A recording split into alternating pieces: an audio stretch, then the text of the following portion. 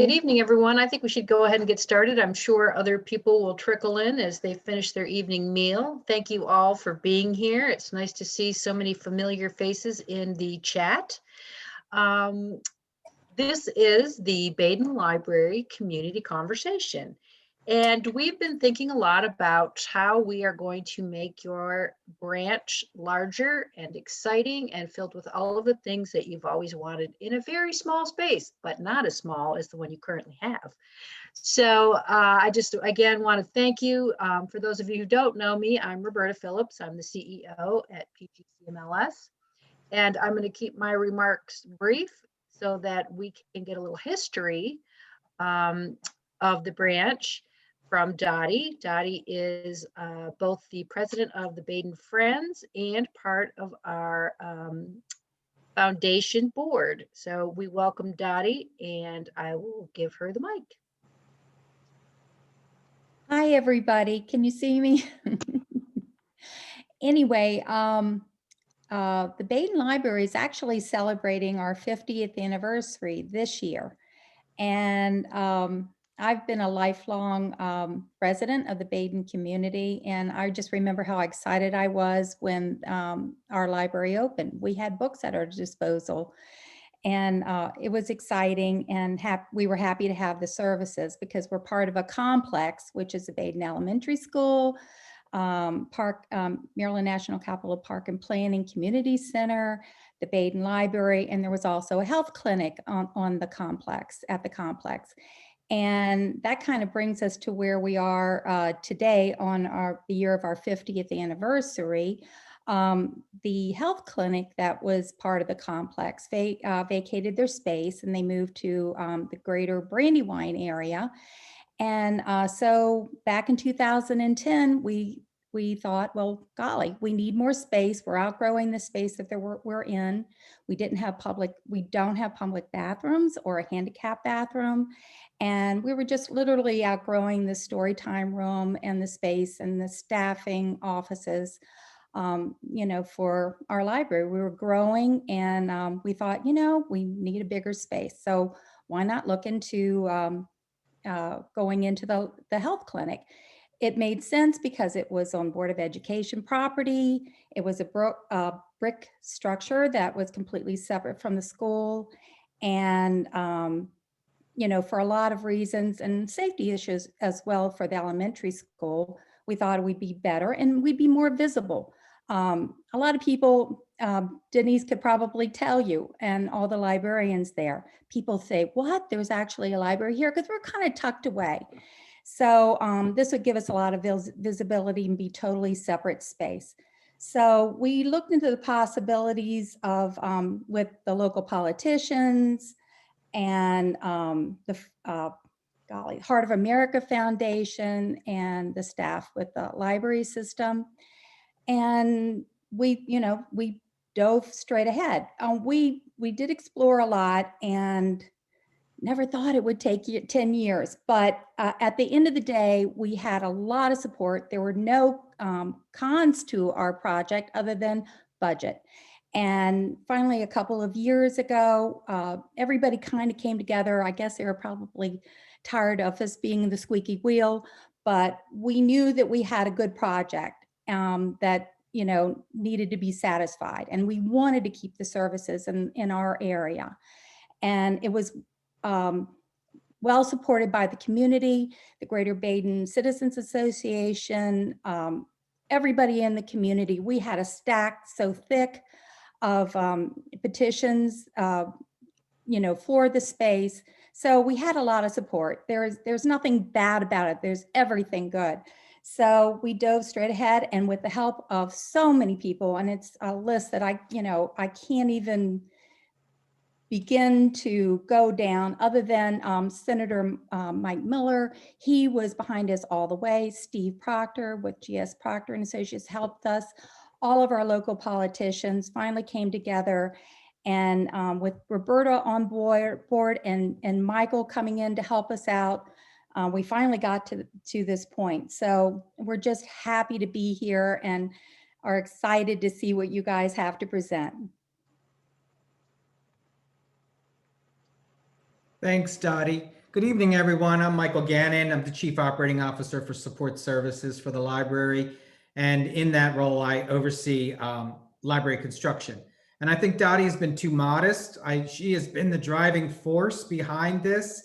I've worked for the library system for over 13 years. And I remember 13 years ago when I came to visit Baden, Dottie was there and immediately started talking about a new library. So Dottie has been working on this as long as I've been here, and I'm sure longer. So I want to give her a real shout out that she actually got the money moving. So Dottie, thank you for this.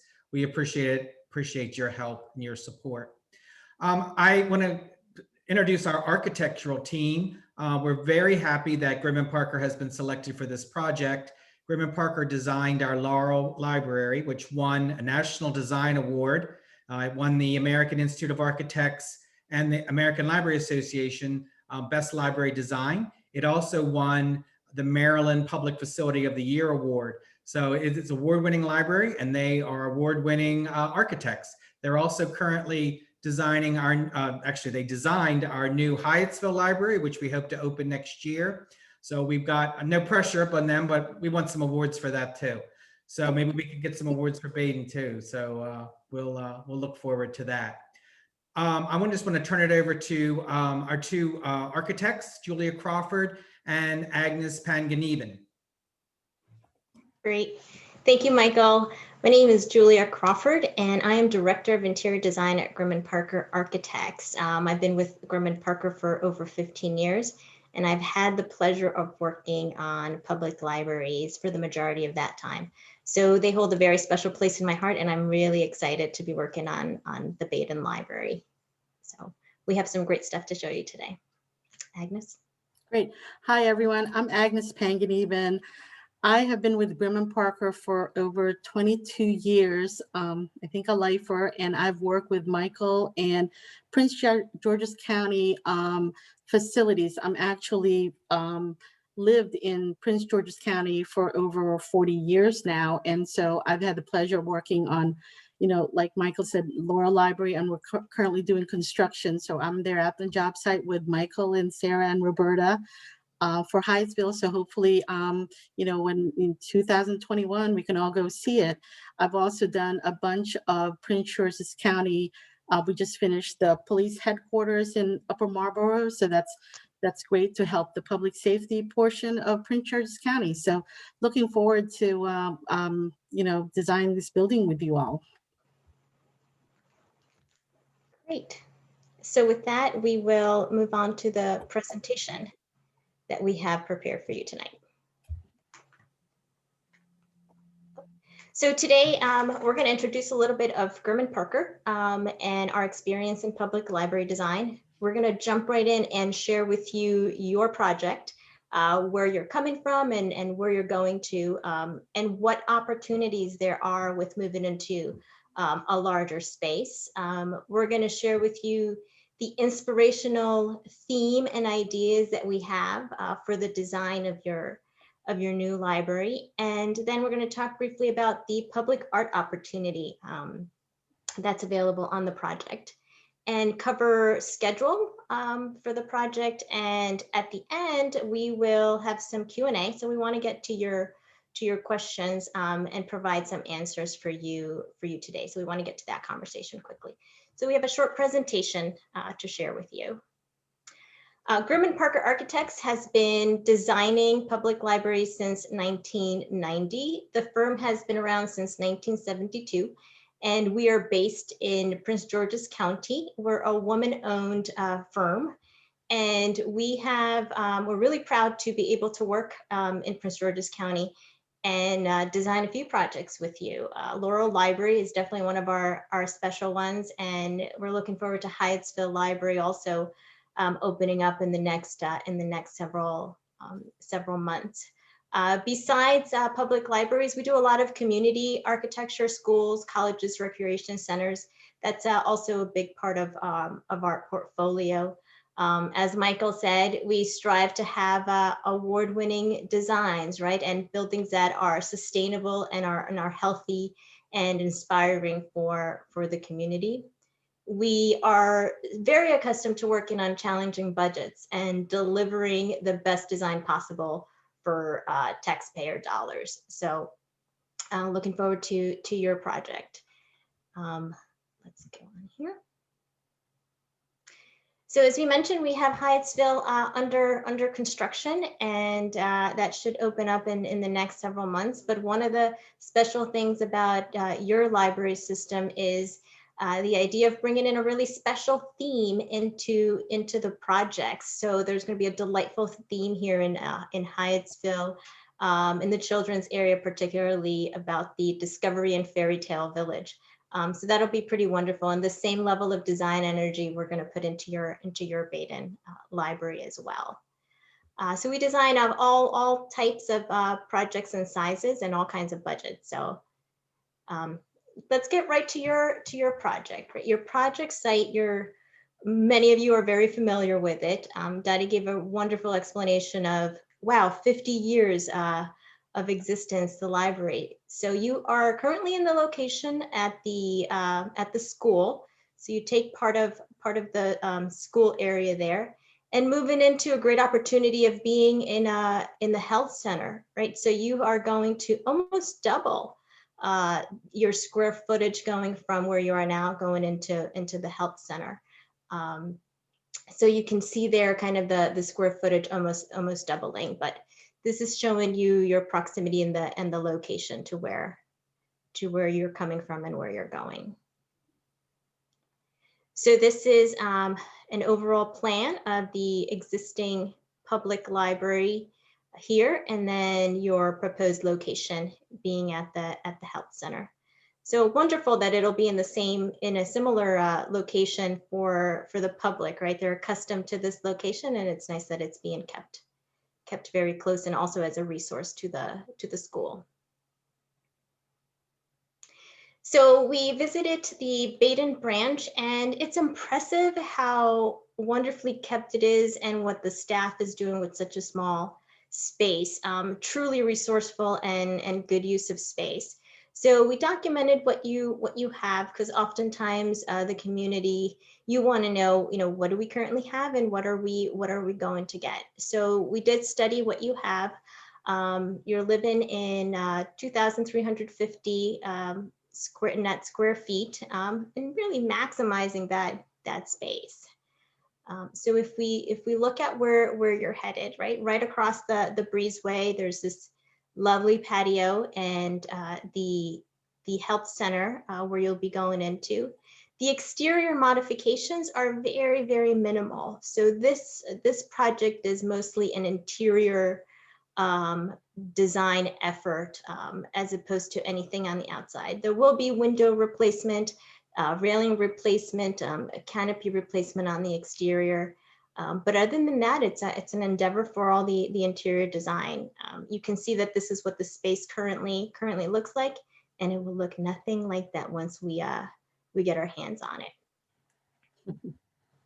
So this is what I call the sandbox that we can play with, right? You have a square box, and we have some freedom, and we have just a couple of limitations, but we are going to work with them and make them opportunities. So this is your new, we call it the new sandbox health center, which is almost 5,000 square feet. So that's quite a nice, it's small, but it's quite a nice size space to be able to do a really nice library, what we are lovingly calling a jewel box, right? A small jewel box.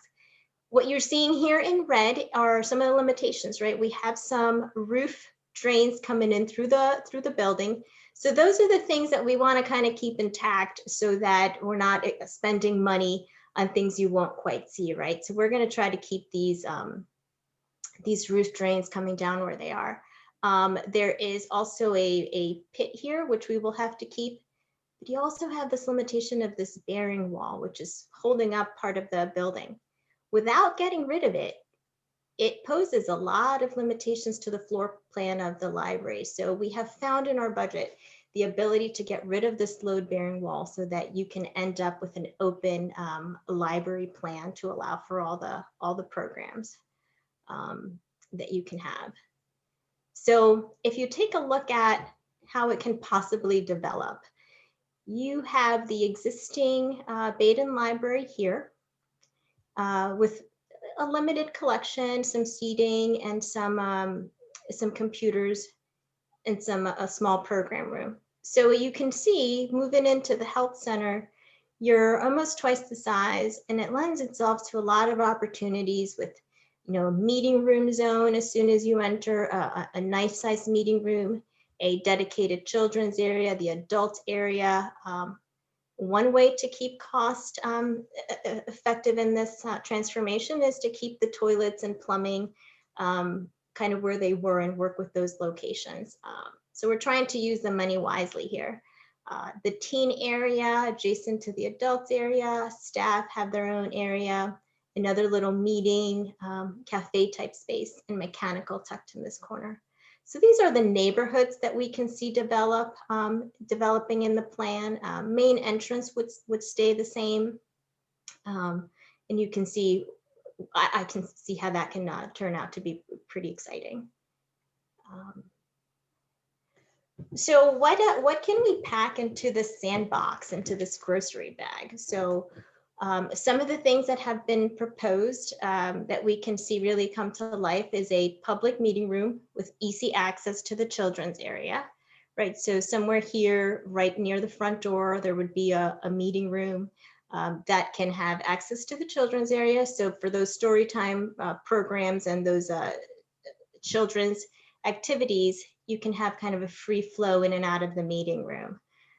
Expanded adult collection with just an abundance of variety of seating, a nice collection, public computers, retail-like displays, right? One of the things that's been discussed is making this library feel like a bookstore, like the displays that you would see at bookstores for book collection, just something very inviting and exciting that makes you want to be there and be within the books and hang out and socialize. Really a place for the community. The staff has a dedicated area at that bottom right. A big improvement is going to be something as functional as new insulated windows, right? So thermal comfort. People who are going to be visiting are going to be comfortable. You have a great number of windows up here, which is going to be nice to let the natural light in. At the same time, we also want to make sure that we have the right insulation. The walls are also going to be improved, and the walls are going to get insulated, again, for that thermal comfort of the space. On the exterior, we're going to do a new railing up this ramp and out the stairs. And also in the exterior, there might be a possibility of public art. Since we're not doing anything to the exterior of the building, there might be a way to introduce public art so that there is a new look, a new signature to the building, kind of inviting people in with a marker of a public art piece. So this is the proposed concept plan that we have going on right now.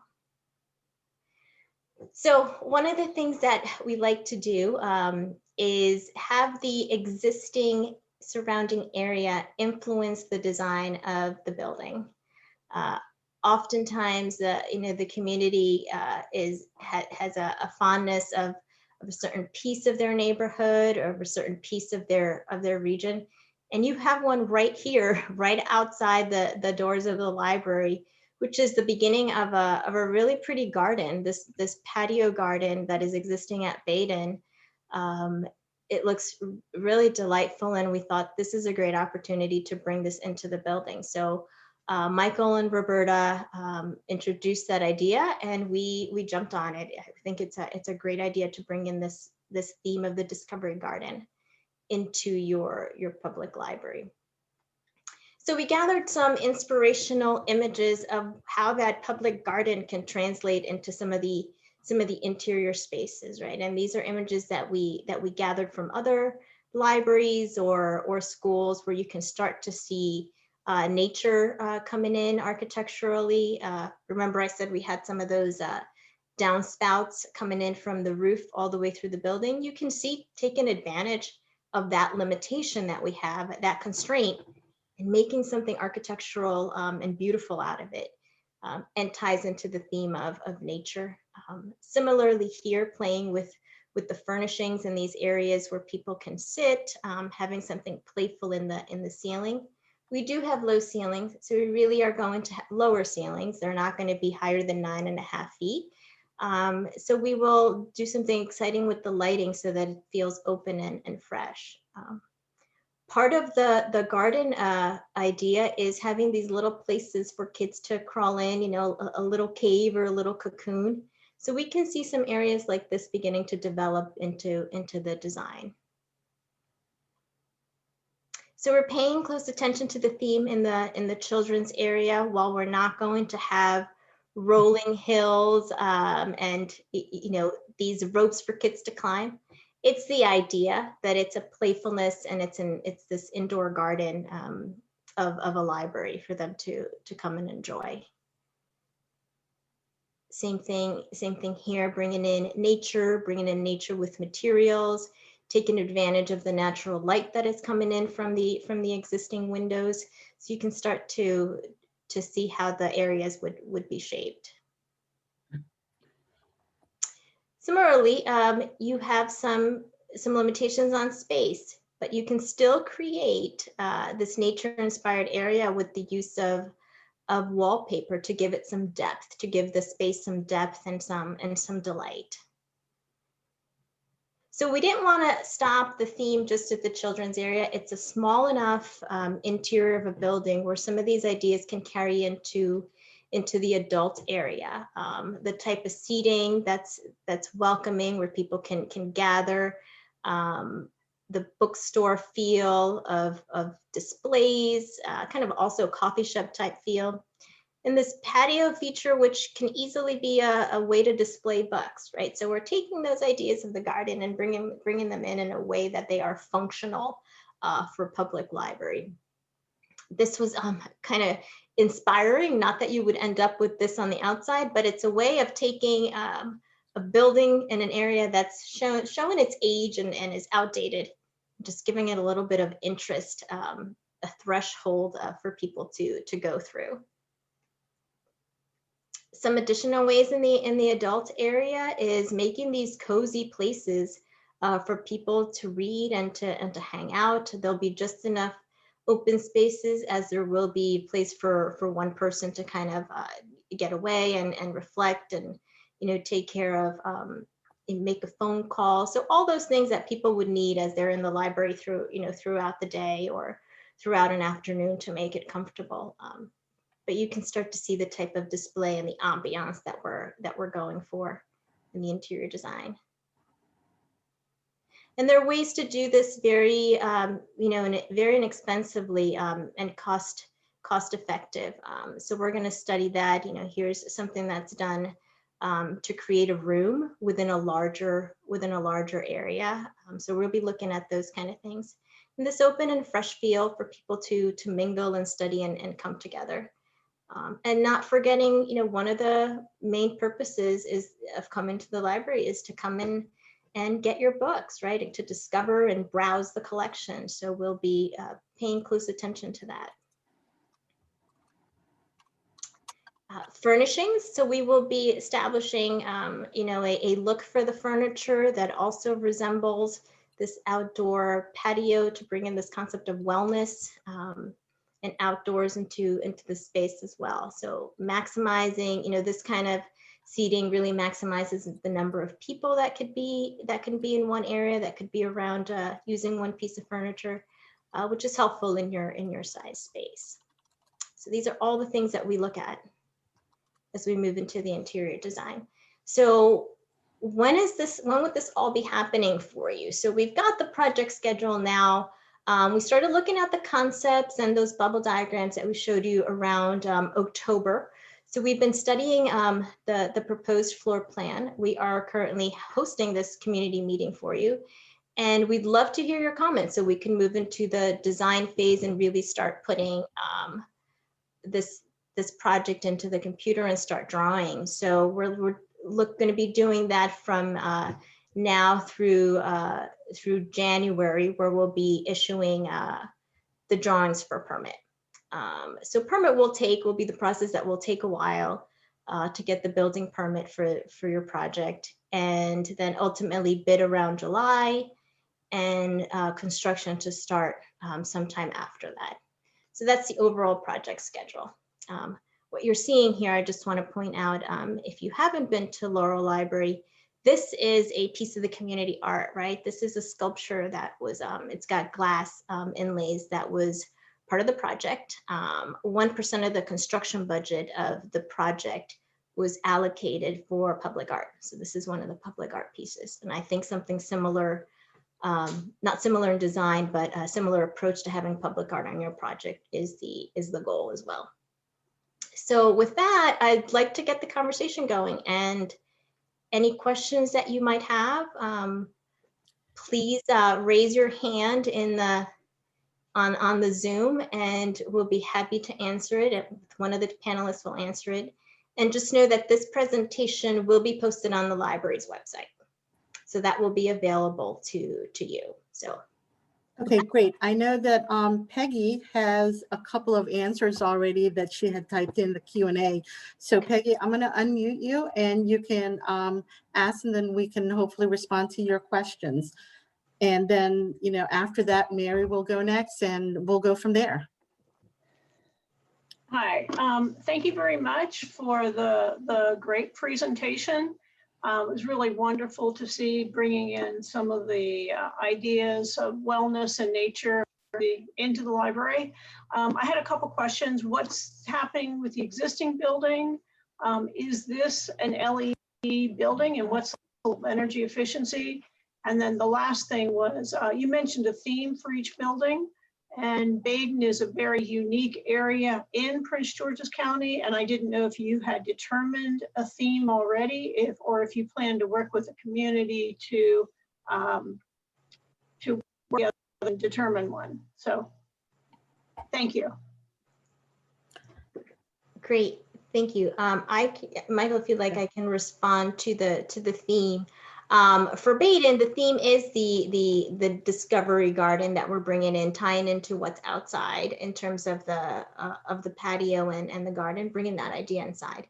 So that is what I meant when I talked about the theme. Now, if there are other unique stories and other unique features, we would love to hear them. Oftentimes we go into community meetings and we learn some really special things about the area. So we'd love to hear that as well and see how they can be incorporated.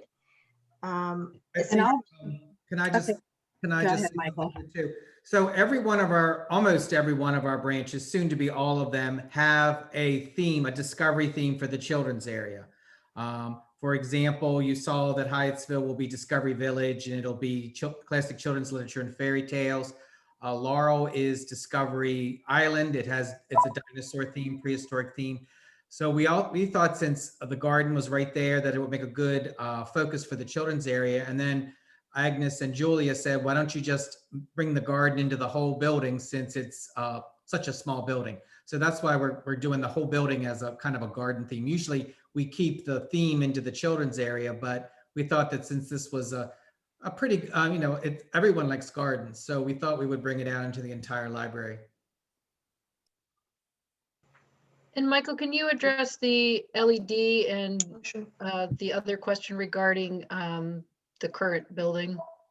We currently lease, we don't pay, but we lease from the Board of Education the space inside the elementary school. So the county is working with the school system to have the health center transferred over to the county. And then once the building is renovated and we move out, we will give back that space to the school. So I don't know how they would want to repurpose that space if they were going to do that.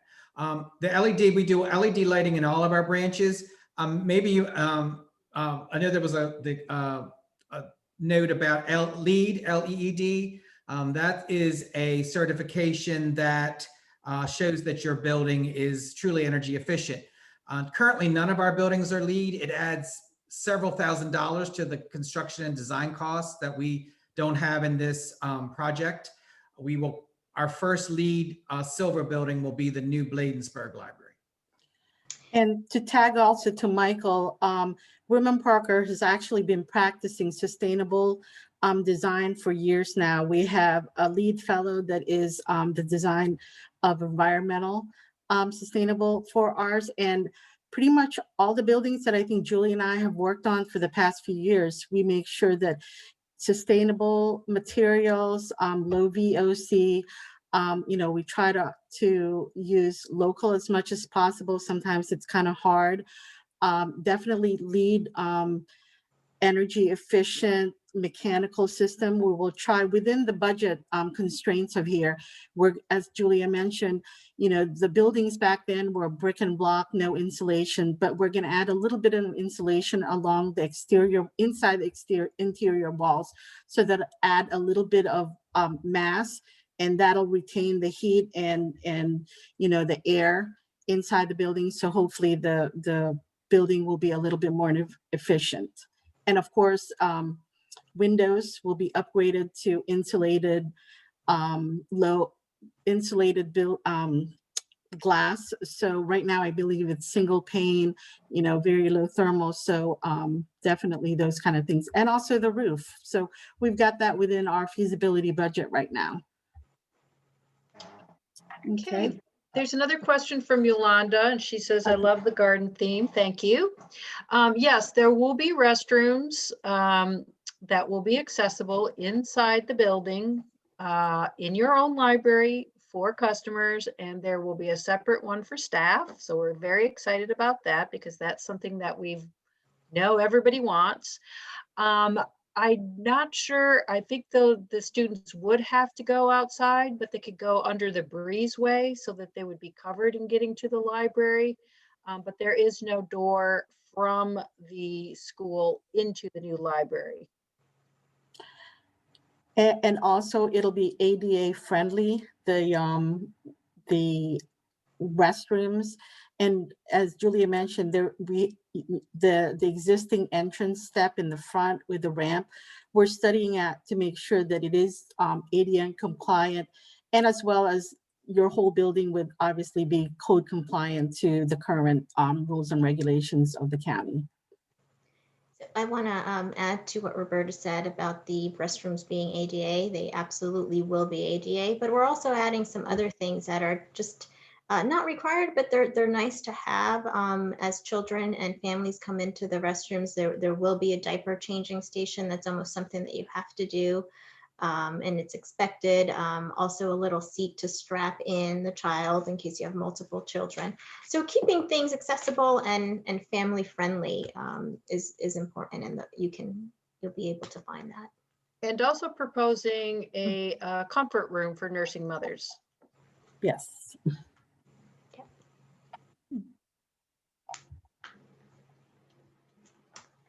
Other questions? Okay, Peggy, you can still turn on your mic, I believe. But you said Peggy has another question. If it is only a few thousand more to achieve LEED standards, is there a way we could find the funding or raise the funding?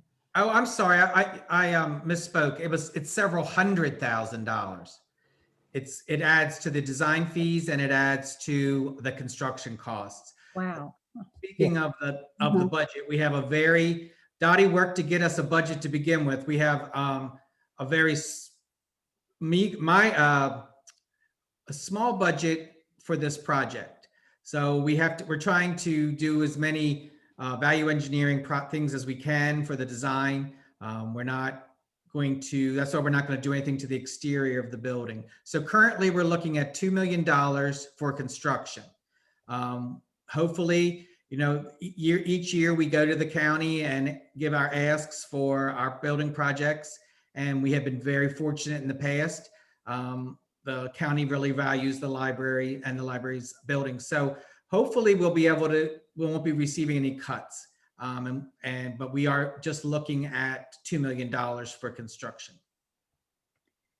Michael, can I add to that in terms of getting LEED? It's a big cost to get the certification, but that doesn't mean that you won't have a lot of features in this renovation that you can be proud of and to say that they are sustainable. And we can even share that with you as you have visitors coming into the building. You know, what are those very sustainable items that we're doing? Agnes said, from insulating the interior walls to insulated windows to, first and foremost, you're reusing an existing structure. You're not tearing down, you're reusing Right. something that is so sustainable. So to be able to speak to that without having a certification and the actual LEED attached to it, it's still very, very sustainable approach. What's happening here. And in past projects, we've had Grimman Parker fill out the LEED scorecard for Hyattsville and Laurel. We didn't go for the certification since it is very expensive, but they filled out the scorecard and we got silver. It's, silver is the middle. We got a silver rating for both Laurel and Hyattsville. So we're trying to build to LEED, but unfortunately we don't have the funds to get it certified and put the plaque on the wall. Right. And we always share the facts and figures to Michael, PG County Memorial Library System, of all these items that are sustainable, so that you can advertise or put that out there somewhere. Okay. Mavis. So there's a lot of technical questions, but I'm interested in the members who are with us tonight to share some stories or tell us why you love Baden. Why is this so important to you? I think that really helps the architects to understand your passion behind this project. So if there's anything you want to share, or I know Dottie has spoke a little bit about the 50th anniversary, which is a long time to have a library, and especially one that has needed to be enlarged for quite some time. So we thank you for your patience on that. But I'm just interested if there's other stories you'd like to share, or things that you want the architects to know about your community. Okay. Mavis actually had her hand. Mavis, Okay. I unmuted you, so feel free. Okay. I had a question. I wanted to know, how many books does the current library have in it, and how many will the new library have? Current library has about 4,000 books. We're going to bring over the ones that are in really good shape, and we're going to buy new books. We're looking at a collection size of about 5,000. Well, okay. It will have more books than the current library. The current library is really children's focused since it's in the elementary school. And one of the things we want to do is we want to expand the adult collection so that there are more materials for the adults. So we are going to be adding to the collection that's already in the branch. Great. Can I say something, Mike? Okay. I also wanted to let everybody know how hard the staff at the library has works in collaboration with the elementary school. Before, COVID and the pandemic, they were working, I don't even know how many, and Denise and I may be able to fill you in on how many classrooms came. And I know it was almost, if not all, of the classrooms at Baden Elementary.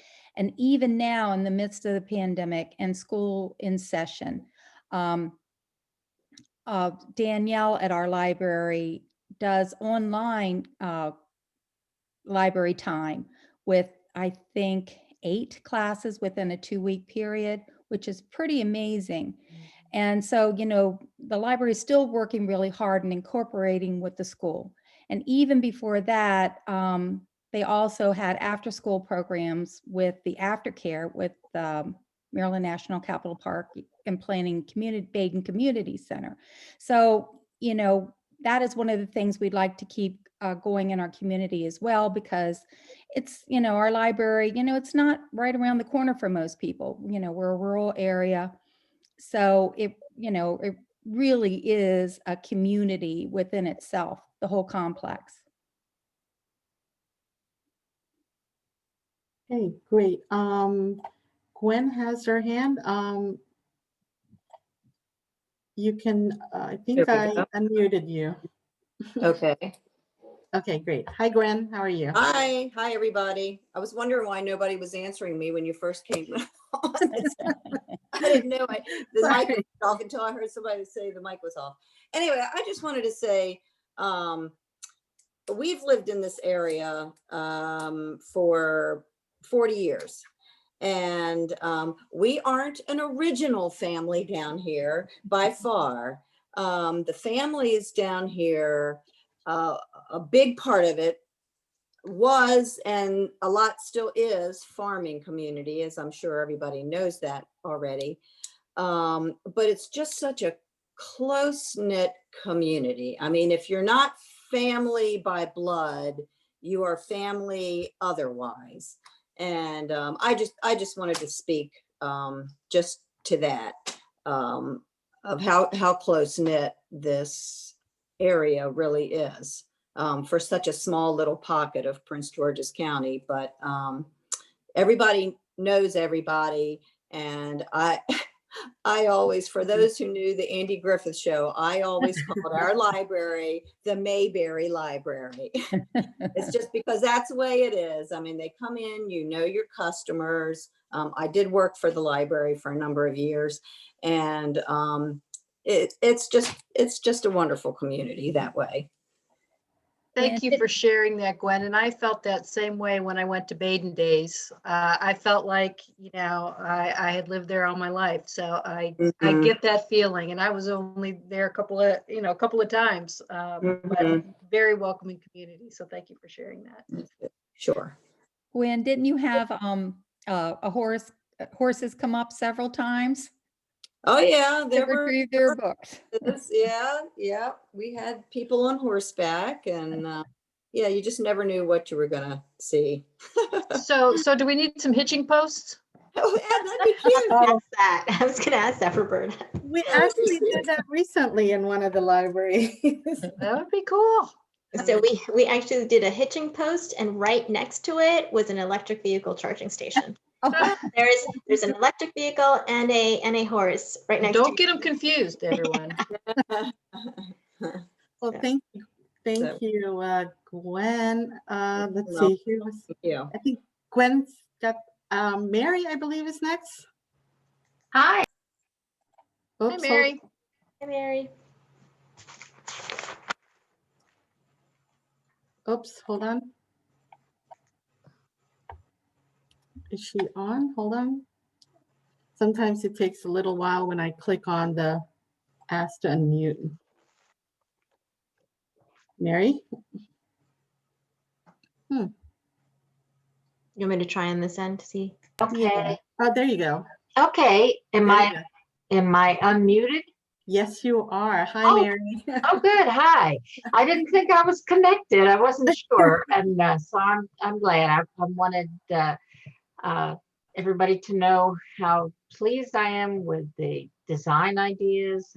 The garden theme is wonderful, and while I was thinking about the design, the idea of that people have brought up of the area being a farming community fits very well into the garden theme, and perhaps maybe in the children's area that could be the farm element, and growing things could be incorporated into that area.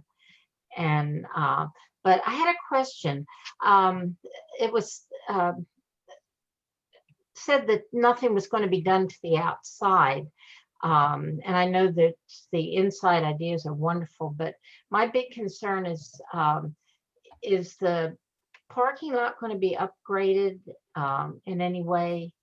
And also, we really need a wonderful new sign, and what are the ideas for that? And also, some of the libraries have roadside directional signs that point to the library, because sometimes our library gets kind of lost in the whole complex of the school.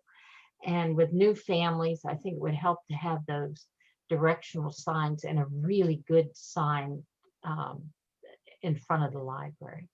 So Mary, thank you for that. I can say that we will be doing signage. We will have new signage on the building and in front of the building. And I love the idea of directional signs. I am not sure about the parking lot. I'm going to let Michael answer that one. Well, we aren't getting any control much over the parking lot because it belongs to the Board of Education.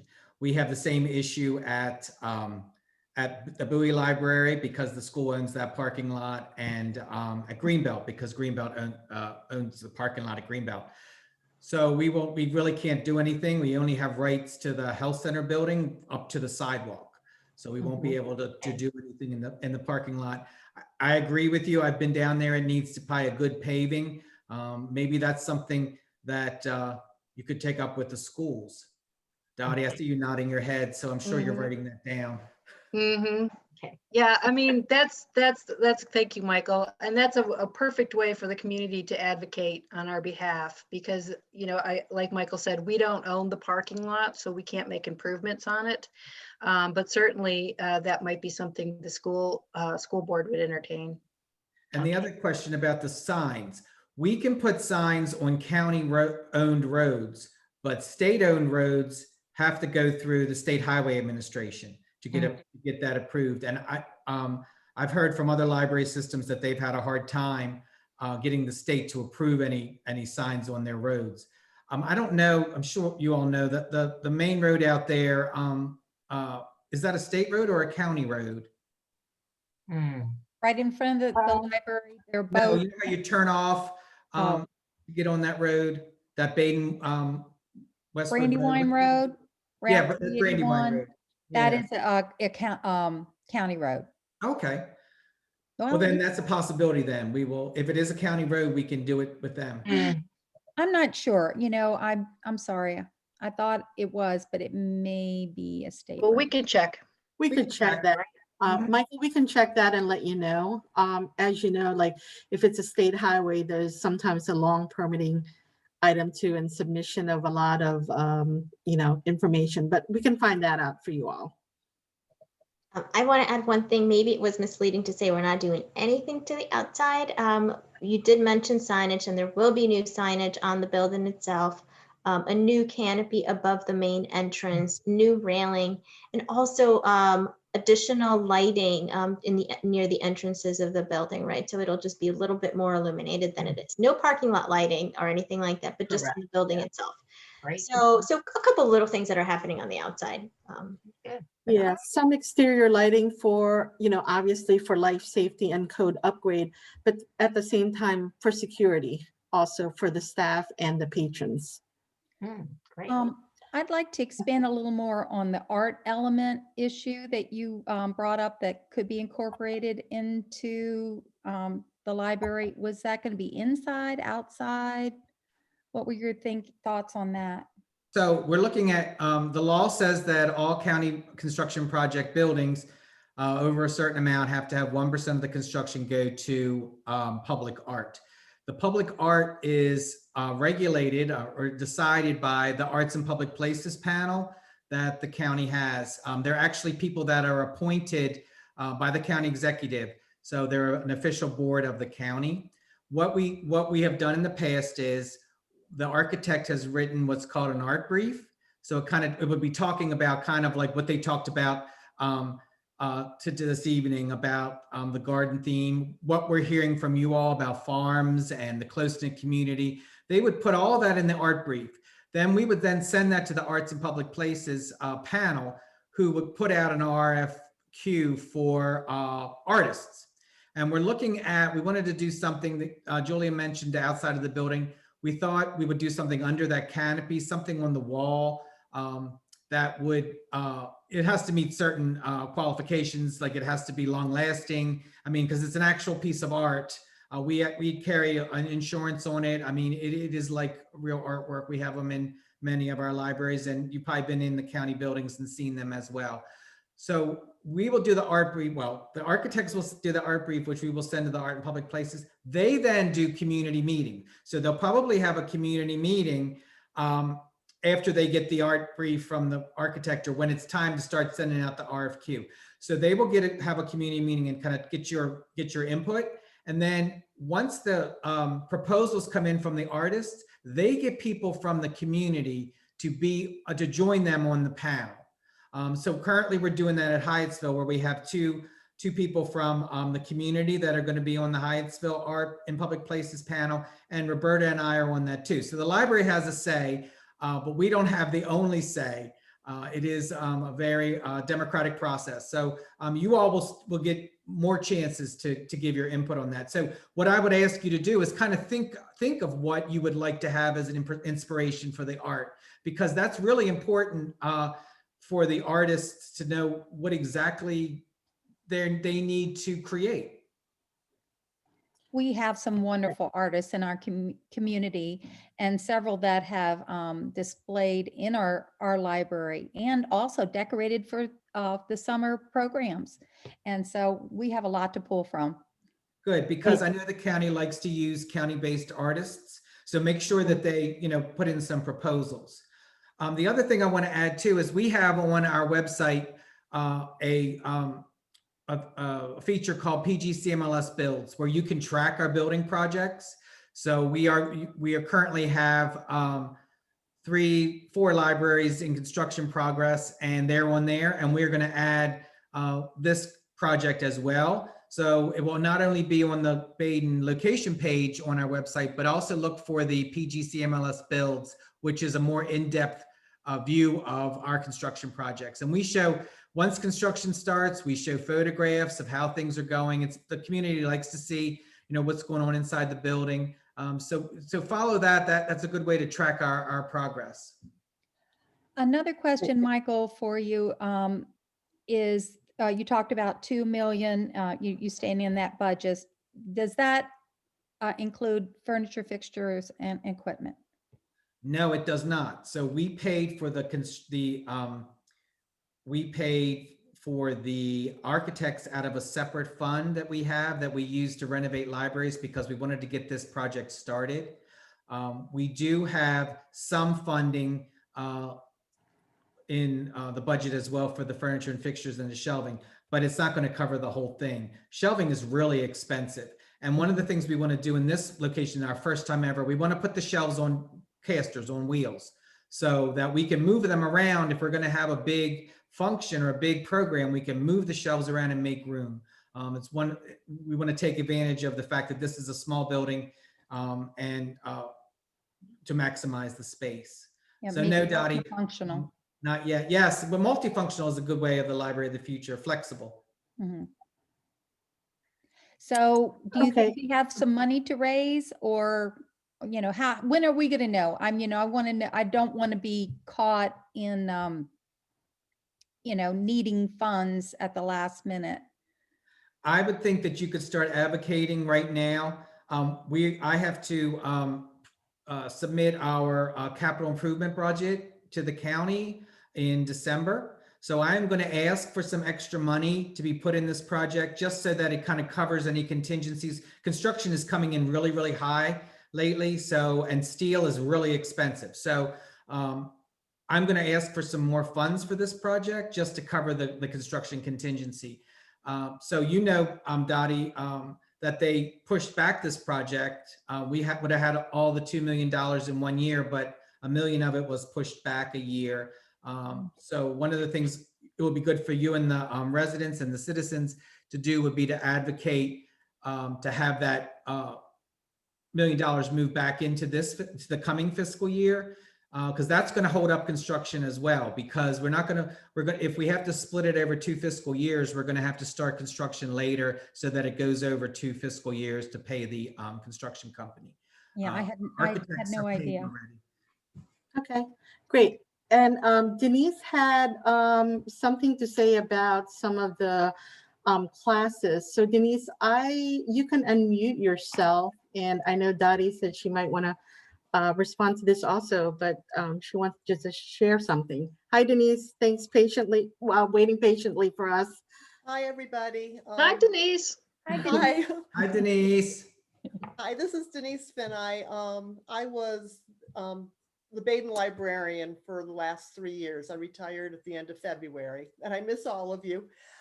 There was questions about the classes coming to the library.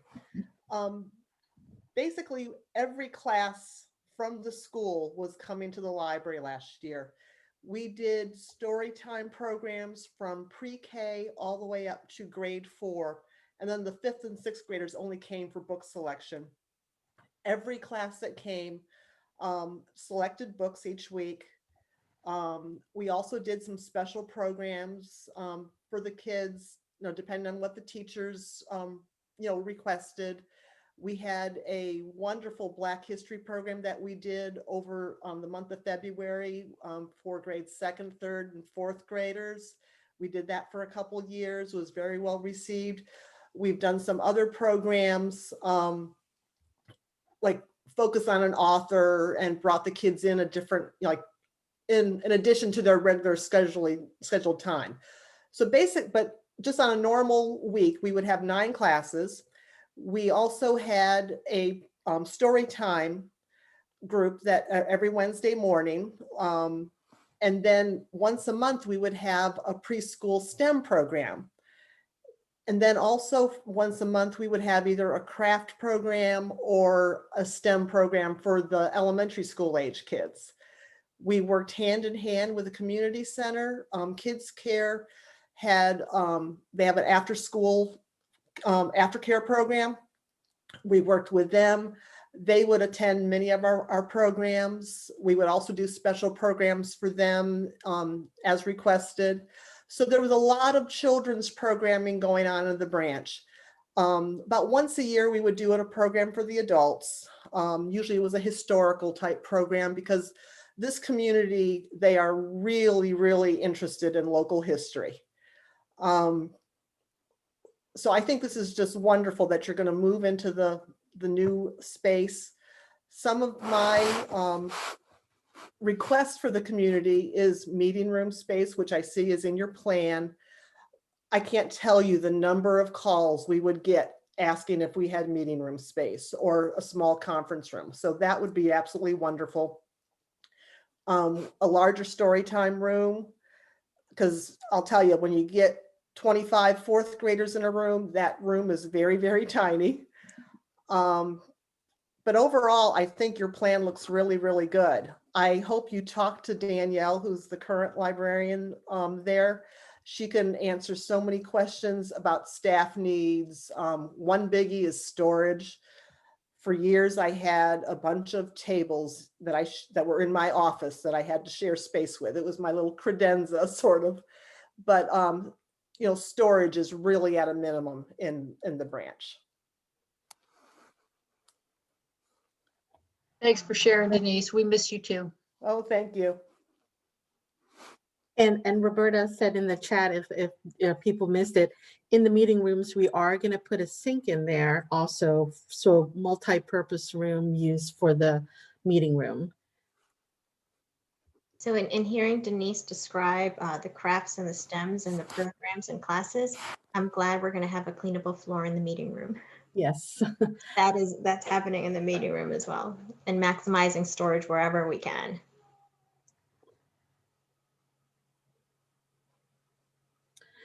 Yes, and currently right now we are sort of like in the SDDD phase. I think we've got a great plan already, and we're behind the scenes. Grimm and Parker and our consultants are modifying it and everything. And Michael did give me Danielle's email, I believe, and I will definitely contact her just to get make sure that I believe we have a pretty nice staff room, as opposed to what I visited the current staff workroom, and I'm amazed how much stuff you have in that small space and still be clean and organized. So give you guys credit for that. Like this, but we plan on having a little kitchenette area with a separate table to eat on, because I know folks are having to eat on their desk. Correct. Yep. Mm-hmm. With just that little refrigerator and the microwave. So we really we're going to work on that for the staff. And a bigger toilet room that is ADA accessible, not the small little tiny closet you have as a toilet room. So looking forward to developing that plan. Where is the best, if anybody has any additional thoughts or suggestions, what is the best way to get that information or those suggestions to you? You can just send it to our, we have a contact us page on our website. Just put it Okay. in there. It'll be routed to me. Someone looks at our PR department, looks at them all, and then they just route them to whoever, whoever's responsible for that area. So I'll just maintain a list of your ideas. That's fine. Just send them to the contact us page feature on our website. Thank you, Michael. Okay. And I know Melanie Milan, I'm sorry, I apologize. I know I've talked to you a couple of times just because your name is spelled Melanie. Hi, Melanie, how are you? Hi, Agnes. It's Mulaney, and that's Mulaney, understandable. sorry. That's okay. No worries. I just wanted to put a voice to say hello to Denise and Dottie and say that, yes, definitely the staff and myself as well. We were on a great meeting with you all. Thank you, Michael and Roberta, for allowing us to be on that meeting. And we definitely shared so many thoughts about what we were hearing from the 3 years that I've been the South Area Manager and assigned to Baden as one of my favorite branches to manage in the South Area, that we definitely heard Denise and heard the community needs. So we definitely voiced those. I just wanted Denise to know that. Thank you, Agnes. Okay, thanks. I'm looking at the chat. Anybody else?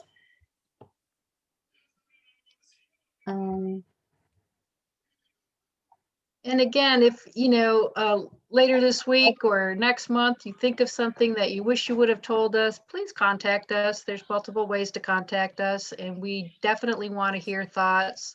Let your neighbors know, those who could not make it this evening. The recording and the presentation, as Michael said, will be up on the PGCMLS builds, which tracks all of our projects. And Michael likes to go out and do his hard hat librarian and give you the bird's eye view of what's happening. And those are always exciting videos to watch. And we want to be very transparent and let you know what's happening every step of the way. Yep. Peggy actually raised her hand. Hi, Peggy. How are you? I just wanted to reiterate that the area that we're talking about, Baden, Nequasco, Eagle Harbor, a very unique area. There's a lot of historical significance. And I don't know if it's possible to have a meeting with the community, a sit down meeting. I mean, no sit meeting possible, but to really talk about what some of the concerns might be, or some of the things that they might want to add. And I had suggested that some of the community groups, the Black Swan Creek Conservancy, Greater Baden Nequasco Citizens Association, there are waterways, we're in several watersheds in the area. There's a lot of interesting wildlife. There are pollinator gardens. I mean, there's some very unique things in the area. And a suggestion to figure out a way to include some of those. And Dottie, thank you for all the hard work you've done. Well, thank you, Peggy. I think you brought up some good points. And actually tomorrow evening I was so grateful that for the Citizens Association, because we were supposed to have a board meeting tonight, they rearranged the meeting, postponed it until tomorrow evening, just so they could can join in the conversation this evening. And they may have some additional thoughts. There's so many things we'd love to incorporate into our library because it is a reflection on the community. So we want to entertain all that we can possibly showcase with our new building.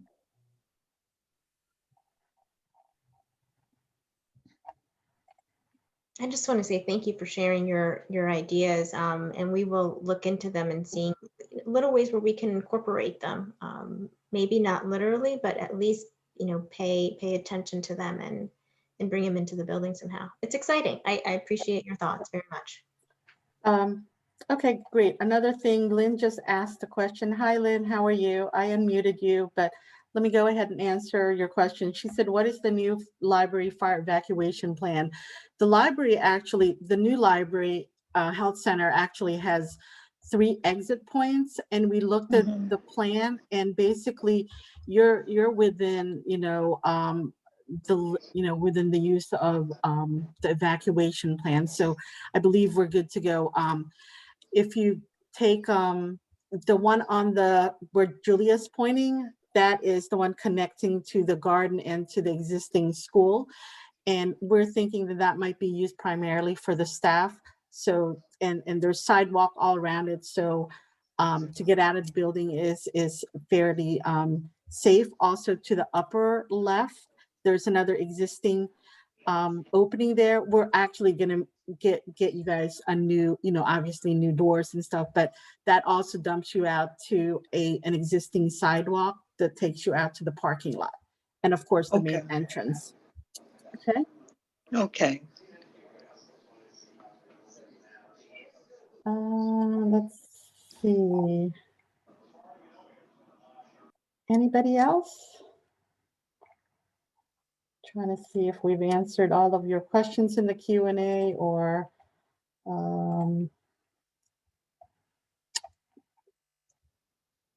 I'd like to say thank you to everybody. The period of time that we're moving into now is the time when you don't really see much happening on the outside. So be patient. Once it gets moving, we will share photographs. You can actually see the progress. But if you don't see anything happening over there, do know that the project is moving along.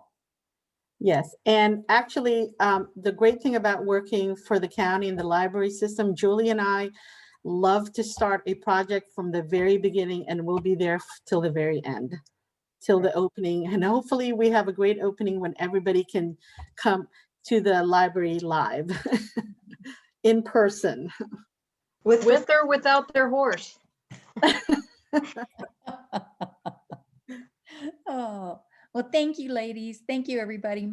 Michael, Roberta, everyone. Thank you. All right, great. Thanks, everybody. Bye. All right, have a good night. Night. Good night. Bye.